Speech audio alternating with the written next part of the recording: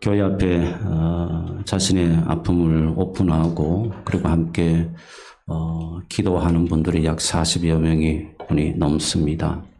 아마도 우리 가운데는 그보다 훨씬 더 많은 분들이 그 아픔을 겪고 있고 또 고통 속에 있을 것으로 보여집니다. 여러분 어디 그것뿐이겠습니까? 어려움에 직면해서 힘들어하시는 분들, 그 어려움을 앞에 저도 마주할 때마다 마음이 참 아플 때가 많이 있습니다. 때로는 격한 공감을 하기도 하고 또 어떤 경우에는 같이 아파하기도 하고 그러다 보니까 저도 모르게 저도 낙심이 되고 같이 공감하고 같이 아파하면서 그 가운데 하나님의 은혜와 그 사랑을 기억해야 하는데 저도 모르게 자꾸 낙심이 찾아오고 자꾸 근심이 떠나지 않았습니다. 자, 그러면서 이 문제를 어떻게 할까?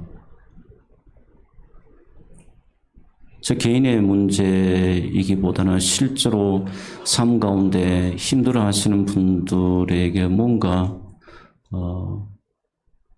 놀라운 그 은혜와 역사가 있어야 하는데 그러면서 저도 근심이 떠나지 않냐고 낙심되어지면서 제가 하나님의 말씀을 은혜를 좀 구하고 싶었고 그 말씀의 은혜를 통해서 다시 힘을 얻고 싶었는데 오늘 이 말씀이 바로 그 말씀입니다. 늘 우리는 그런 것 같습니다. 현실의 문제를 보면 그 문제 앞에서 우리가 특별히 그것이 어려울 때에 내 마음의 근심으로 그것이 다가올 때에는 우리에게 어떤 현상이 나타나는가 하면 내가 누구인지 나라는 존재가 어떤 존재인지 내가 어떤 가치를 가지고 있는 존재인지에 대해서 잘 잊어버리는 것 같습니다. 근데 그러면서 문제 속에 자꾸 나도 모르게 스스로 거기에 빠져들고 거기에 매여 있는 자신의 모습을 보는 것 같습니다. 그런 의미에서 사랑하는 여러분, 오늘 성령께서 우리 모두에게 다시 우리의 눈을 열어서 늘 우리가 잘 아는 진리이고 또 여러분들이 수없이 말씀을 들었던 말씀이지만 여전히 우리는 그렇지가 못하고 현실의 문제 앞에서 힘들어하고 아파하고 주눅들어 있지 않습니까? 솔직히 그렇지 않습니까? 어떻게 해야 합니까? 무엇으로 여러분 이것을 극복할 수가 있겠습니까? 이 싸움을 우리가 계속해서 어쩌면 죽을 때까지 싸울 텐데 그러나 이제는 좀 이기는 싸움도 한번 해보시지 않겠습니까? 매번 우리가 이 싸움에서 지는 자가 아니라 이제는 좀 이겨보십시다. 그 이기기 위해서는 그러면 우리는 다시 어떻게 해야 되는가? 저는 이 말씀이 그거에 대한 해답이라고 저는 보았습니다. 여러분들 이 말씀을 읽으시면서 어떤 감동이 여러분에게 다가왔는지는 모르겠습니다만은 저는 이 말씀을 읽으면 이 말씀을 대하면 뭔가 형언할 수 없는 그 감격과 그 하나님의 은혜가 나에게 싹 밀려오는 것 같은 그런 여러분 느낌을 그런 은혜를 받게 되는 것이 바로 오늘의 이 말씀입니다. 사실 여러분 한번 보십시오. 여러분은 어떤 분입니까? 어떤 존재입니까? 우리가 예수를 믿어서 구원을 얻었다는 것은 대속의 은혜를 입었다라고 이야기합니다. 대속이 무엇입니까? 내 대신 나는 죄로 인해서 죽을 수밖에 없었는데 그리고 지옥의 항별에 떨어져서 영원한 끄지 않는 불에서 영원토록 그렇게 여러분 고통 속에 있어야 될 존재인데 그런 죄인을 예수 그리스도께서 이 땅에 오셔서 나를 구원해 주심으로 그리스도의 보혈로 말미암아 내가 대속의 은혜를 입은 자, 이것이 여러분 그리스도인이라는 그 말 가운데는 이 진리가 있습니다. 그런데 이 진리가 있는데 이 진리를 우리 그리스도인들이 모르는 것 같아요. 현실의 문제 속에서 파묻혀서 잊어버렸는지 아니면 우리가 계속해서 영적 치매에 우리가 병에 걸려서 잊어버렸는지 이 진리를 모르는 것 같습니다. 그래서 예수 그리스도 그리스도인이라고 하면 대속자에 의해서 우리가 구원을 얻는 사람. 이것을 다른 말로 하면 칭의, 하나님께서 우리를 죄인된 우리를 의롭게 해주신, 의롭다 해주신, 그래서 우리는 칭의의 그 은혜를 우리는 가지고 있는 사람들이란 말이죠. 그러니까 보통 사람이 아니요. 여러분 한 분 한 분들이 보통 그런 존재가 아니라는 이야기입니다. 좀 더 결론적으로 말씀드리면은 문제 속에 파묻혀서 아파하고 신음하고 좌절할 수 있는, 좌절하면서 살아가야 되는 그런 존재가 아니라는 이야기입니다. 그런데 여러분 우리는 어떻습니까? 그렇지 않잖아요. 자, 이게 저는 목회자 입장에서 저도 그렇습니다만은 목양하는 입장에서 풀어야 될 숙제요, 과제고 문제였습니다. 어떻게 하면 한 분이라도 더 이 진리 안에서 자유를 누리고 이 진리 안에서 선한 싸움을 싸우고 이 진리 안에서 이것을 초월할 수 있는 그 믿음을 가지고 사는 사람들이 한 분이라도 더 일어날 수는 없을까? 그런 안타까운 마음으로 이런 말씀을 준비합니다. 사랑하는 여러분, 그래서 구원을 얻은 우리는 절대적 진리가 있죠. 로마서 8장 28절 말씀에 모든 사람이 합력해서 우리가 하나님을 사랑하는 자, 곧 그의 뜻대로 부르심을 입은 자, 누굽니까? 예수 그리스도를 믿고 구원을 얻은 자, 바로 여러분 한 분 한 분이세요. 여러분 한 분 한 분이 여러분 이런 존재입니다. 그럼 이런 존재를 입은 우리는 우리의 삶 가운데 무슨 일이 일어납니까? 모든 것이 합력해서 선을 이루어가는 일들이 일어나는 겁니다.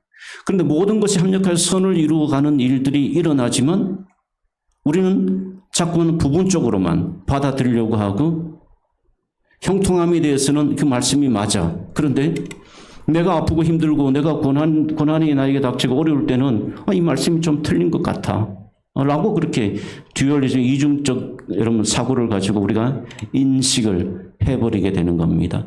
그렇기 때문에 우리가 늘 이 현실의 문제 앞에 또 넘어지고 또 넘어지는 것은 아닌가 그렇게 생각을 해보게 됩니다. 사랑하는 여러분, 이제는 현실의 문제에 마주쳤을 때 우리는 어떻게 할까요? 우리는 무엇으로 여러분 이것을 극복할 수가 있겠습니까? 오늘 바울을 통해서 그 해답을, 진리를 여러분 찾고자 합니다. 여러분 함께 따라와 주시고 여러분들 성령께서 여러분들의 귀를 열어주시고 마음을 열어서서 다시 이 진리를 여러분들이 품으심으로 말미암아 진리가 능력이 되고 진리가 역사가 되는 그런 은혜가 있기를 주님의 이름으로 축원합니다. 사랑하는 여러분, 바울 그러면 무슨 생각이 나십니까? 어떤 생각을 하십니까? 믿음 생활 하시는 분들이 바울이 어떤 삶을 살았고 그가 직면했던 문제들이 무엇이었던 것인가를 여러분들이 짐작할 수 있을 것입니다. 자, 여러분, 우리가 늘 공감하지 않는 진리 안에서 조금 벗어난 생각이 있습니다. 그 생각이 무엇인가 하면 내가 예수를 믿으면 형통하고 내가 예수를 믿으면 잘 되고 내가 예수를 믿으면 자녀들에게도 좋은 일이 일어나고 그래서 우리는 늘 하나님께 감사할 때 어떤 감사를 드리냐면 조건적 감사, condition thanksgiving. 그러니까 늘 우리는 그런 겁니다. 그래서 뭔가가 잘 이루어지고 할 때 우리는 감사의 고백을 올리지만 그러나 뭔가 실패하고 어렵고 아프고 고통을 당할 때 우리는 감사를 잘 하지 못합니다. 그러나 성경에서 말하는 감사는 unconditional, 무조건적 감사. 우리는 늘 이렇게 이중적인 생각을 가지고 우리가 진리 앞에 살아가려고 하다 보니까 늘 우리가 힘들고 어렵게 되는 겁니다. 바울은 우리의 이런 생각을 완전히 깨트려 줍니다. 너희가 가진 진리는 그런 진리가 아니야. 그리스도인이 가진 진리는 그렇게 상황에 따라서 변하는 것이 아니라 어떤 상황 속에서도 믿음 안에서 이루어지는 것, 그것이 바로 기독교가 말하는 주님께서 우리에게 가르쳐주신 진리다. 그러므로 사랑하는 여러분들이요, 들으십시오. 이 진리 안에 서십시오. 진리 안에 행하십시오. 그렇게 우리에게 바울은 지금 그의 마음을 담아서 우리에게 말해주고 있는 것입니다. 여러분 바울을 생각해 보십시오. 그러면 우리가 세상적으로 생각하면 그는 하나님의 일을 하는 사람이니까 그의 모든 것을 버리고 하나님의 일을 하는 사람이니까 가는 곳마다 환대를 받고 가는 곳마다 칭송을 받고 가는 곳마다 선한 일이 일어나고 가는 곳마다 기적 같은 일들이 일어나야 되지 않습니까? 그게 세상의 관점에서 바라볼 때의 기준입니다. 그런데 그 스탠다드 그 기준에 바울이 여러분 하나라도 충족시킨 적이 있습니까? 하나도 없어요. 그 스탠드, 그 기준은 다 무너졌습니다. 가는 곳마다 침뱉음을 당하고, 가는 곳마다 여러분 고통을 당하고, 가는 곳마다 대적자를 만나고, 가는 곳마다 무시하고, 가는 곳마다 돌로 치려 하고, 가는 곳마다 죽이려고 하고, 가는 곳마다 여러분 악인들이 끝까지 괴롭히고, 이것이 여러분 바울의 삶이에요. 바울이 직면했던 현실입니다. 자, 그런 바울이 여러분 오늘 말씀 가운데 어떤 고백을 합니까? 여러분 이 고백을 한번 주목해 보십시오. 다시 한번 여러분 9절 말씀, 10절 말씀 보겠습니다. 오늘 이 말씀을 여러분 꼭 오늘 이번 주 가정에 들어가셔서 여러분들이 기록해 놓으시고 잘 때에도 일어날 때에도 여러분 이 말씀을 품으십시오. 품으시면 잘 때 근심이 사라지고 일어날 때 소망으로 일어나게 될 것입니다. 믿습니까? 이 말씀을 다시 한번 읽어보겠습니다. 무명한 자 같으나 유명한 자, 천천히 읽겠습니다.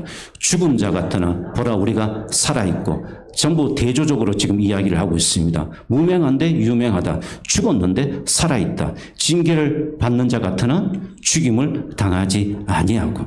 여러분 이해되십니까? 이 말씀이 이해가 됩니까?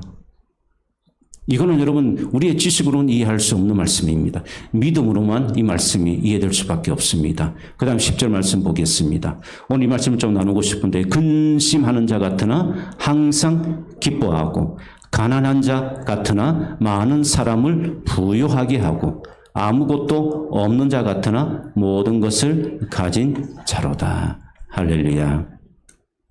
여러분 결론적으로 말씀드리면 이 10절의 고백이 우리 모두의 고백이 되기를 주님의 이름으로 축복합니다. 주님의 이름으로 축복합니다. 하나님, 여러분은 그런 존재입니다. 여러분들은 바로 이 고백을 하면서 살아가야 되실 그런 분들이 있어요. 보통 분들이 아니시라는 겁니다. 그런데도 우리는 자꾸만 현실의 문제 앞에 낙심하고 절망하죠. 그러면 여러분 이런 생각을 하셔야 됩니다. 이런 내 생각을 누가 기뻐할까? 그리고 나에게 이런 생각을 주는 것은 누가 나에게 이런 생각을 인풋 넣어주는 걸까? 생각하면 답이 나옵니다. 누굴까요? 사단입니다. 사단입니다. 마귀입니다.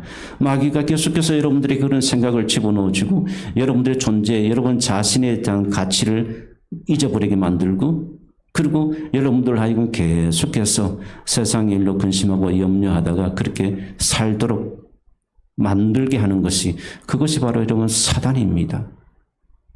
그런데 우리는 자꾸만 사단의 이 속삭임에 넘어가죠. 그러면서 자꾸 내가 어떤 존재인가에 대한 그 존재를, 그 귀한 존재임을 잊어버리고, 그러니 여러분 얼마나 안타깝습니까? 예, 이해합니다. 공감합니다. 그 아픔과 그 고통을 당하지 않는 분들은 이해할 수가 없어요. 얼마나 아프고 얼마나 힘들겠습니까? 그러나 여러분 우리가 믿는 기독교는 그것을 뛰어넘는 초월하는 역설적 진리를 가진 종교가 바로 여러분 기독교입니다. 누가 사망에서 건짐을 받을 수가 있는가? 부활을 이룰 수 있는가? 역설 아닙니까? 여러분 세상 가운데 그것보다 더 큰 역설은 없습니다. 죽은 자가 다시 살아난다. 이거는 여러분 어디에도 없는 역설입니다. 그런데 여러분 우리 기독교는 죽은 자가 살아납니다. 믿습니까? 죽은 자가 살아나는 겁니다. 우리는 이 진리 위에 세워진 종교고 우리는 이 진리를 믿는 사람들입니다. 하나님은 우리에게 늘 이렇게 반전과 역사를 통해서 우리의 삶을 인도해 가지고 축복해 주시는 것입니다. 사랑하는 여러분 믿습니까? 그러면 여러분 다시 10절 말씀을 보십시오. 한번 여러분 이 말씀 눈으로 보고 또 마음으로 한번 읽어보십시오. 근심하는 자 같으나 항상 기뻐하고 정말 대단하지 않습니까? 근심하는데 어떻게 기뻐할 수가 있겠습니까? 또 역시 역설의 진리를 우리에게 가르쳐 주고 있습니다. 여러분, 이것은 바울이 아무런 경험 없이 여러분 우리에게 이 진리를 주는 것이 아니라 바울은 그의 삶 속에서 바로 이 진리를 경험했습니다. 수많은 근심과 수많은 가난함, 고통. 바울은 직업을 가진 선교사였지만 그러나 여러분 천막을 만드는 그 직업을 통해서 그가 무슨 부를 이루었겠으며 무슨 여러분 재산을 가졌겠습니까? 그 모든 것이 여러분 선교를 위해서 쓰여졌고 그 스스로 재산을 부를 가지지 않았던 사람이 바울입니다. 그러니까 늘 그의 삶은 궁핍했고 여러분 옷도 제대로 좋은 옷을 입지 못하고 늘 헐벗고 늘 굶주리고 그런 삶을 살았던 사람이 바울입니다. 그런데 그렇게 가난하게 살았던 바울이 무슨 고백을 합니까? 많은 사람을 부유하게 하고 바울에게 있었던 하나님의 사랑, 바울에게 주셨던 하나님의 놀라운 그 은혜를 바울은 영적 부유함을 가진 자로 그가 가난했지만 오히려 그 부유함을 나눠주는 삶으로 살았다는 것을 우리에게 말씀해 주고 있습니다. 그렇습니다. 우리 그리스도인은 그런 겁니다. 여러분 세상과 비교해 보게 되면 우리는 가난한 자예요. 세상에 여러분 가진 자가 얼마나 많습니까? 예수 믿지 않는 사람들 여러분 그런 생각할 때가 많이 있어요. 하나님 저 기업인들 저 부자들 왜 저들에게 부를 주시고 우리에게는 왜 이렇게 가난함을 주십니까? 우리에게 좀 부유함을 주셔서 우리가 복음을 위해서 많이 쓸 수 있도록 하나님께서 부어주시면 얼마나 좋을까요? 저는 그런 고백과 그런 고민을 참 많이 했습니다.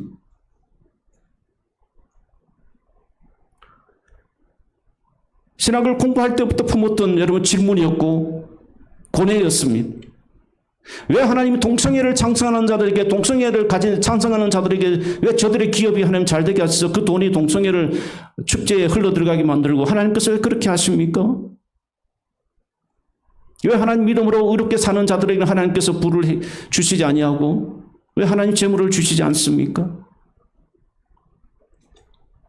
그런데 여러분 바울을 이 고백을 듣게 되면 하나님의 마음을 하나님의 뜻을 알 수가 있을 것 같아요. 그 부유함에 대해서는 영적 부유함을 가지기가 무척 어렵다는 것을 보여주고 있는 것이고 오히려 내 마음이 가난해지고 내가 연약해질수록 오히려 내 안에 영성은 더 깊어가고 하나님의 은혜는 더 커져감으로 말미암아 그 깊이와 은혜가 오히려 생명을 살리는 일에 부유하게 사용되어진다는 사실을 우리에게 말씀해 주고 있습니다. 그러니까 여러분들은 바로 그런 존재예요. 하나님께서 그런 삶을 살도록 여러분을 그렇게 부르신 것입니다.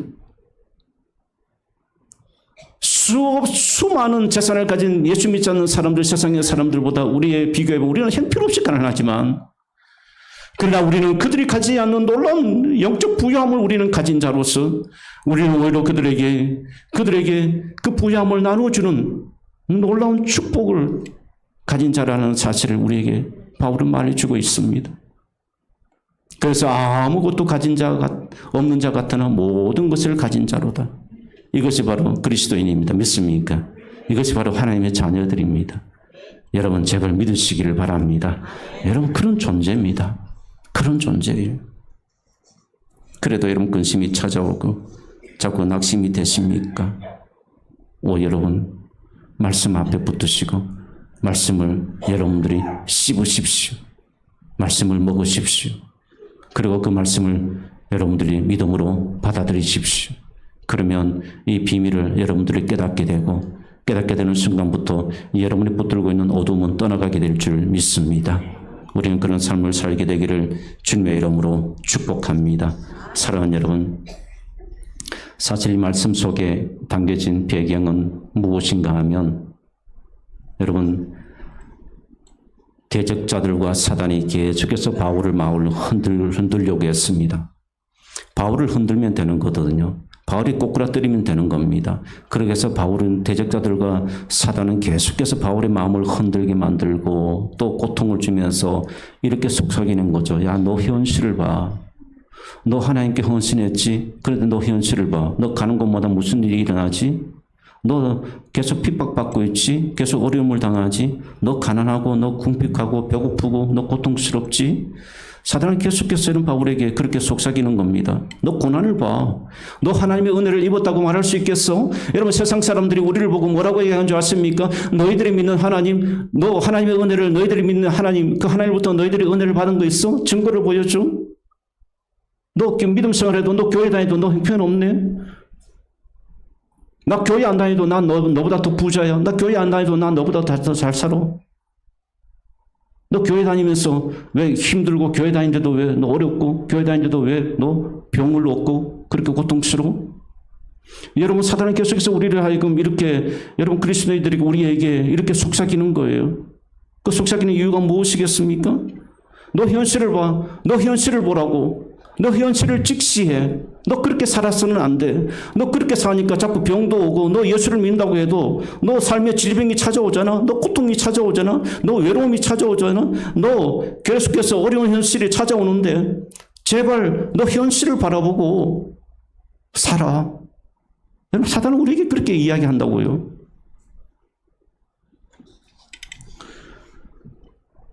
사랑하는 여러분, 그럼에도 불구하고 사랑하는 여러분, 내 모습이 어떻든지 흔들려서는 안 됩니다. 믿습니까? 내 삶이 어떤 형편이든지 믿음 안에서 흔들리지 마시기를 주님의 이름으로 축복합니다. 여러분의 형편이 어떠하든지 절대로 믿음 위에 서는 일에 여러분 게으리 하지 마십시오. 주님께서 여전히 여러분과 함께 하시고 부활하신 주님께서 여전히 여러분의 손을 붙들고 계시고 부활하신 주님께서 여전히 여러분에게 문 밖에 서서 기다리시면서 들어오기를 원하시고 여러분에게 평강을 부어주시기를 소망합니다. 부활하신 주님, 그는 부활하신 주님 앞에 흔들리지 않는 믿음을 가지고 그분을 신뢰하십시오. 그러면 우리는 여러분 세상이 우리를 두렵게 하고 우리를 흔든다 할지라도 우리는 잠깐 흔들릴지 모르지만 그냥 무너지지 아니하고 우리는 끝까지 믿음의 경주를 하게 될 줄 믿습니다. 사랑하는 여러분, 그러므로 이 진리를 꼭 붙드십시오.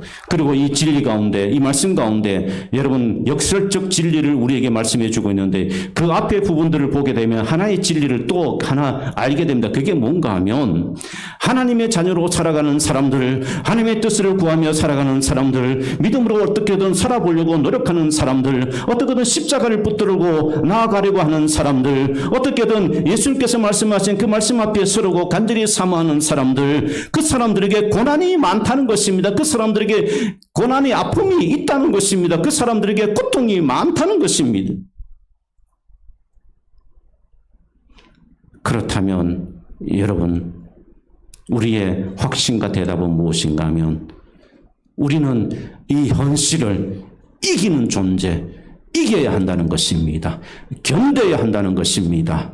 우리는 끝까지 인내하며 살아야 한다는 것입니다. 믿습니까? 여러분 배부르지 못할 때도 있습니다. 궁핍함을 당할 때도 있어요. 아픔을 겪을 때도 있습니다. 천박함을 당할 때도 있습니다. 무시를 당할 때도 있습니다. 고난을 당할 때도 있습니다. 여러분 그렇다 할지라도 하나님께서 우리를 부르신 그 부르심은 변함이 없으며 하나님께서 우리를 인도하신 하나님의 섭리와 그 도우심의 은혜는 변함이 없다는 사실을 믿으시고 사랑하는 여러분, 그러므로 하나님의 은혜 가운데 서는 일을 게으르게 하지 마시고 주님의 손을 꼭 붙들 수 있게 되기를 주님의 이름으로 축복합니다. 다시 한번 말씀드립니다. 그러므로 오늘 본문의 말씀이 6장 9절의 말씀이 우리의 정체성, 내가 누구인가에 대한 정체성을 분명하게 우리에게 다시 말씀해 주고 있습니다. 그러므로 사랑하는 여러분, 예수의 이름을 붙드시고 주님의 이름으로 일어나십시오. 우리는 그저 절망 가운데 현실의 문제 앞에서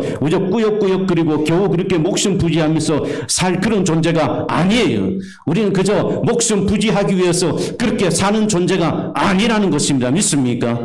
그러므로 예수의 이름으로 일어나십시오. 예수의 이름으로 주님의 이름을 붙드시고 여러분 다시 힘을 얻으시고 다시 용기를 가지시고 여러분에게 있는 어둠을 이기시기를 주님의 이름으로 축복합니다. 사랑하는 여러분, 그러면서 정말 이 찬양을 한번 불렀으면 좋겠습니다. 개인적으로는 제가 늘 강단에서 새벽마다 자주 부르는 제 단골 곡인데 예수의 이름으로 내가 일어서리라 하는 이 찬양 복음송입니다.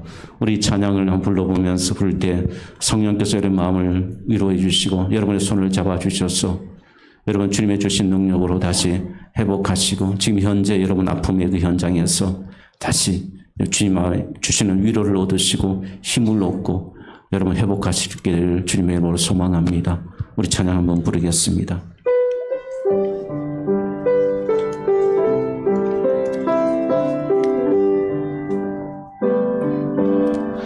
예수의 이름으로 나는 일어서리라.